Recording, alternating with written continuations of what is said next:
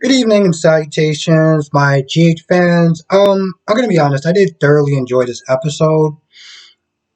There was some scenes in there that I felt like was unnecessary. But I want to start off with the whole Alexis and Harmony and Carly. So Harmony, starts grabbing Alexis and tries to choke her and everything like that. Because Alexis is like, you killed this person, you killed that person. How many more people are you going to sit there and kill to, keep your little dirty secret or whatever? Harmony comes after her, starts trying to choke her. Alexis backs her off. He starts talking some more. Because Alexis pushes her on the ground. Now, Harmony picks up a rock and tries to, hit Alexis with it. But Carly, I guess, like snaps out of it, saves her. Now at this point, Gladys, I mean, not at this point, Harmony and Carly are fighting, and Alexis is sitting there calling the cops. And I'm just sitting there looking at this whole scene. I'm like, you do realize that she's drugged, right? You should probably be helping her instead of calling the cops. I don't really understand, like, what it is that you're doing. So at some point, Harmony leaves. She runs off, and Carly's like, "No, we gotta sit there and go after her." And I'm like, "Carly, you can barely stand. You can barely stand." But for some odd reason, she was able to sit there and fight her off long enough to have her run off. And they wound up getting the cops there. Officer Aurora is there. Yeah, Officer Aurora is there and taking their statements and everything like that. Now Harmony is running through the woods like a whack job, and Sasha is flooring it with Gladys. They're trying to get away from the paparazzi. Out of nowhere, I guess Harmony is running through the woods and she sees the car and she's all like, she does that whole thing. And, at this point, we don't know if the car hit her or it missed her. It's crazy. Now, just to give a bit of context, because I know I kind of told this out of order, but Sasha, first of all, Sasha needs therapy. Okay. Sasha needs therapy because the way she has been handling this whole grief,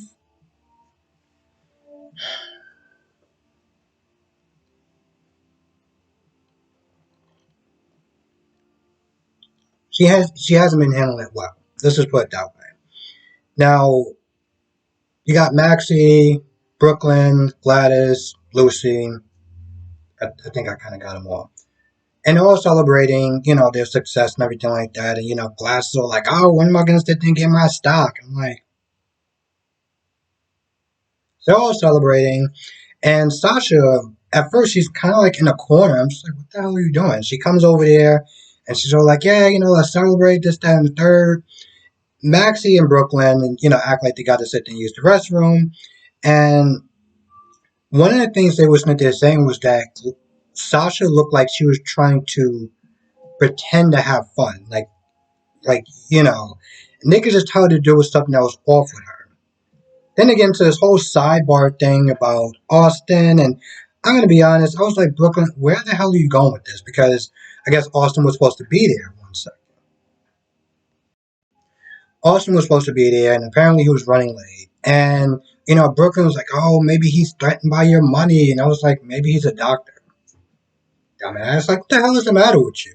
So she gets into this whole, "Oh, well, some men are intimidated, and some men want to sit there and try to use me for my money," and it's like, Brooklyn, where?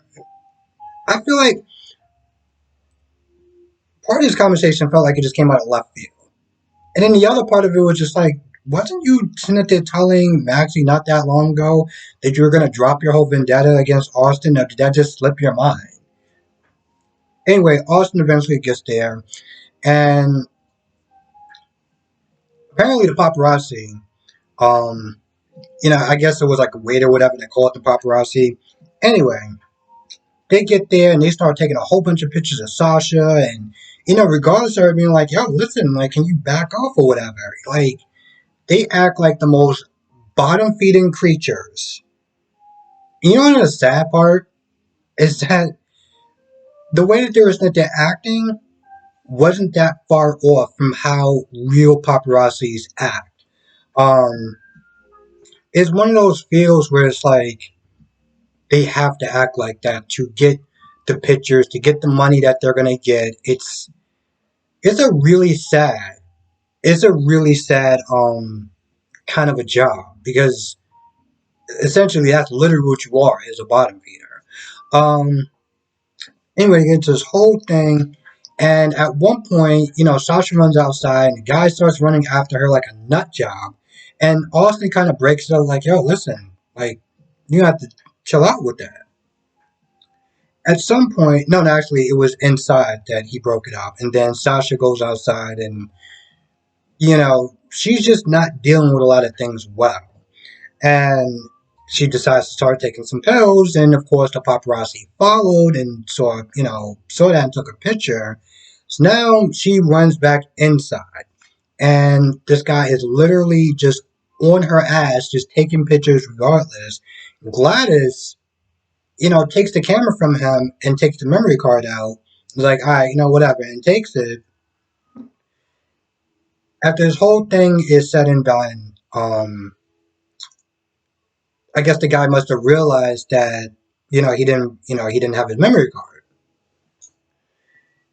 Sasha and Gladys are driving, and this paparazzi is literally on their ass. Okay, I'm sitting there looking at this whole thing. I was like, bro, I get that this is your job and everything like that, but like, is it really worth killing her over or killing anyone else over? This is why, in a lot of ways, I can't respect I can't respect those people. Like, I can't respect those people that literally will get in your face and start taking pictures. And you heard the guy was like, "Oh well, you're famous, so yada yada yada. I'm doing you a favor."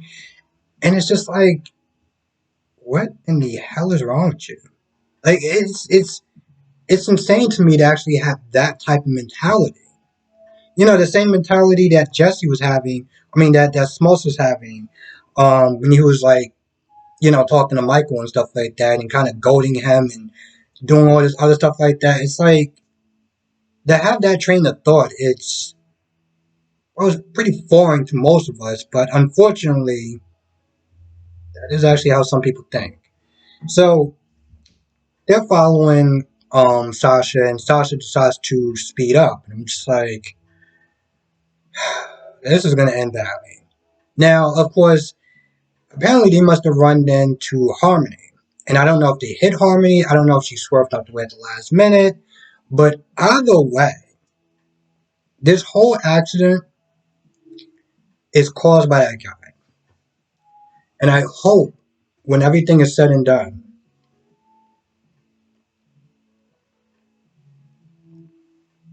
that this guy goes to jail. I mean, I know it's a show and everything like that, but it was like, bro, you literally went extra, to chase them down. And there was so many other ways that he could have went about it as far as getting his film back. But he chose the most self-centered way, of course, because that's kind of his profession. Um, so yeah, that pretty much kind of ended that scene for the most part. Now, of course, Carly is worried that Harmony's going to go after Willow and Wiley, and seeing Harmony through the woods and everything like that. She's looking at her phone. She's like, "Oh, I can't let them turn my daughter against me." And I'm just like, okay, so you clearly lost your damn mind at this point. I mean, well, yeah, I mean, you look at the whole Brendan thing. And then the way they was like, arguing and fighting and stuff like that, this wasn't intentional. Like when she killed um Neil, that was intentional. Her fighting Brendan and him falling off the cliff was not intentional. But it didn't matter at that point because she already screwed up. And then she tries to kill Carly. So at this point, it's like, yeah, she literally has nothing left to lose. unfortunately, I feel like for the most part that was the best part of this episode, and everything else just kind of goes a little bit downhill.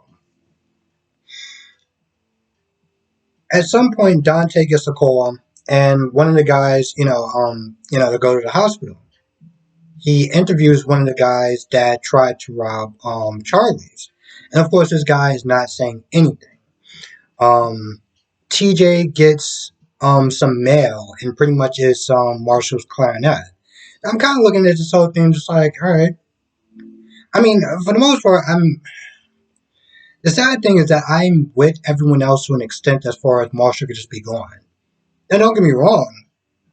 When you find out more about Marshall, and if this turns out to be more than just him leaving because, he didn't want to face his family after being locked in a mental institution or whatever, if it turns out to be something more, then yes, I'm definitely invested. But at this point, I'm just kind of like, all right, whatever. Um, Nina calls over Brando. And I'm going to be honest, this conversation didn't really seem like it went too much of anywhere. Because he gets over there, and the only thing that Nina says is that Sasha's not handling, her grief well as far as, her grief. And seeing Brando running in danger and fight off those men, she got really terrified. She's really afraid of losing him. But Brando's like, yo, I'm not a cop. I'm not working in Sonny's world. Like, that was a one-off thing.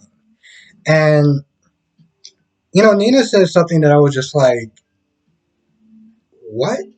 She's like, well, you are in Sonny's orbit. I'm like, well, so are you. So what are you saying exactly? I mean, after a while, it was like, what did you call him to come? What did you call him to sit there and? What did you call him for? I mean, you're telling him about Sasha's nervousness and her fears and everything like that. It's like, well, what do you want him to do about it? I mean, to be honest, the only thing you really should be sitting there saying is that Sasha needs therapy. Okay, that's literally what it comes down to. Because it's like, what else do you want Brandon to do? I mean, like you said, he doesn't work for Sonny. He's not a cop. He's not on active duty. He's not doing anything except for being a male stripper. I mean, to be honest, you should be kind of worried about that as far as other women. Um, that whole danger thing was, like you said, a one-off thing. So what else do you want him to do exactly? It just was like, where's this conversation going? Um, it's like after a while, she just kept drilling for no reason. Um, and after a while, he left, and that was pretty much about it. Didn't really go too much. Didn't really go anywhere else. And again, conversation was somewhat pointless. And another scene that was pointless was Finn and Ava scene with Violet. Because the only thing it was they were at a nail salon and Finn got his nails painted. They both talked about their daughters, and that was pretty much about it. Didn't really go anywhere else. It was just an unnecessary scene that was just there for filler, and didn't really get much out of it at all. I mean, yeah, Ava sat there and talked about the limited time that she got to sit there and spend with Avery, and we already know about that. We already know about that. We already know that Sonny's being a dick for doing that.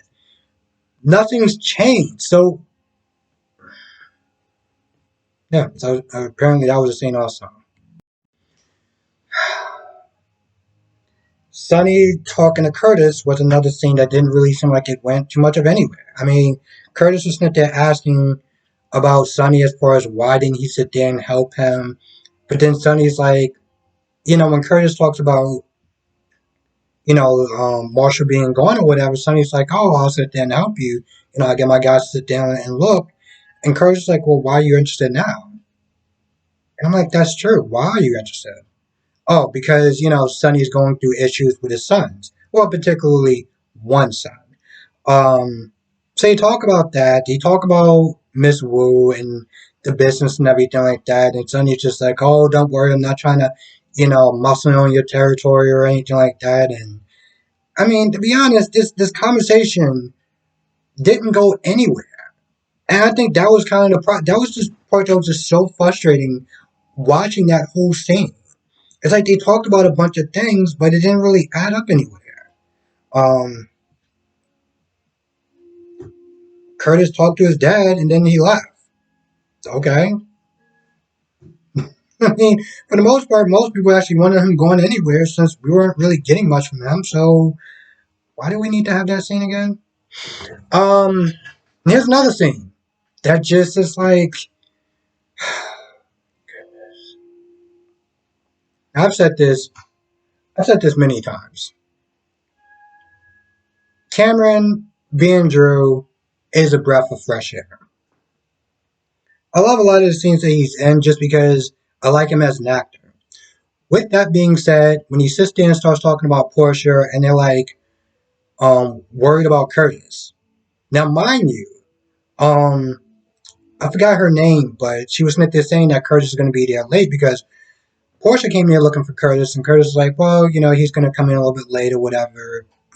He's doing stuff or whatever. But he did sit there and say he was going to come in there a little bit later on. So the fact that Portia and Drew were so worried about Curtis, like he was missing for, I don't know, 24 hours or something like that, or 8 hours, like, you do realize that he does do other stuff besides be your friend and be your boyfriend and work at this club. Like, he does actually have a life. And the only place he was at was the damn gym. But they're sitting there acting like, oh man, what's going on with Curtis? What's up with him? And then, of course, at this point, they talk about the whole Drew involvement with Marshall. And at first, Drew wasn't even going to sit there. He didn't want to say anything as far as the reason why Marshall was gone. But then he sits there and says it as far as the well, not even the fake job interview, but the job interview and the background check and, Marshall finding out and being upset and then, Drew was like, well, don't be mad at Curtis because, what he was doing was making sure that whatever danger, whatever Marshall had going on, it doesn't hit close to home. That was it. That was it. And then Curtis got there and they were kind of giving him a bit of a riot act as far as, Drew be like, hey, I'll text you a couple of times. Just text me and let me know that you're okay. And, give me a thumbs up. And I'm like, bro, you act like he was swimming. I don't, and then at this point, when Drew leaves, Curtis is there, and Curtis is like, "Oh, I guess we got to talk, right?" And Portia's like, "Yeah, we got to talk because I couldn't sit there and reach you for like an hour, a whole hour." I'm just like, okay, yep. It's just I don't know what to say to that. I really don't. I really don't.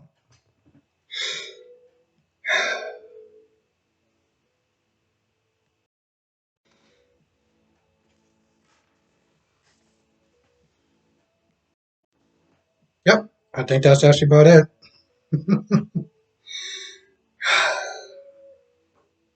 I don't know what to make of this. I don't know what to make of this episode. Like I said, after the whole harmony and everything like that, and maybe the paparazzi stuff, everything else just kind of just really fell apart. But with that being said, I'm going to go. I want to thank you for watching. Be safe. See you in the next video.